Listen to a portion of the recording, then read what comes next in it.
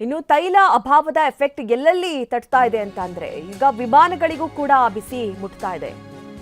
April 1ರಿಂದ ವಿಮಾನ ಪ್ರಯಾಣ ದರ ಏರಿಕೆ ಆಗುವಂತಹ ಎಲ್ಲಾ ಸಾಧ್ಯತೆಗಳು ಕಂಡು ಬರ್ತಾ ಇದೆ. ವಿಮಾನಯಾನ ಸಚಿವರು ದರ ಏರಿಕೆ ಬಗ್ಗೆ ಸುಳಿವು ಕೊಟ್ಟಿದ್ದಾರೆ. ವಿಮಾನಯಾನ ಸಂಸ್ಥೆಯ ವೆಚ್ಚದಲ್ಲಿ ಇಂಧನದ್ದೇ ಪಾಲಿದೆ. 35ರಿಂದ 45ರಷ್ಟು ಇಂಧನದ್ದೇ ಪಾಲಿದೆ. ಕೊಲ್ಲಿ ರಾಷ್ಟ್ರಗಳ ಉದ್ವಿಗ್ನತೆಯಿಂದಾಗಿ ಕಚ್ಚಾ ತೈಲ ಬೆಲೆ ಏರಿಕೆಯಾಗಿದೆ. ವಿಮಾನಯಾನ ಪ್ರಯಾಣ ದರ ಏರಿಸುವ ಬಗ್ಗೆ ಸುಳಿವು ಸಿಕ್ಕಿದೆ. ಈಗಾಗಲೇ ಇಂಧನ ಸರ್ಚಾರ್ಜ್ ವಿಧಿಸಿರುವಂತಹ ಕೆಲ ಸಂಸ್ಥೆಗಳು, air India, IndiGo, air Akash ಸಂಸ್ಥೆಗಳು ಈಗಾಗಲೇ ಕೆಲವೊಂದಿಷ್ಟು ಚಾರ್ಜ್ ಅನ್ನ ವಿಧಿಸ್ತಾ ಇದೆ. ಅದರ ಜೊತೆಯಲ್ಲಿ ಈಗ ಪ್ರಯಾಣ ದರ ಕೂಡ ಏರಿಸುವಂತಹ ಸಾಧ್ಯತೆಗಳು ಕಂಡು ಬರ್ತಾ ಇದೆ.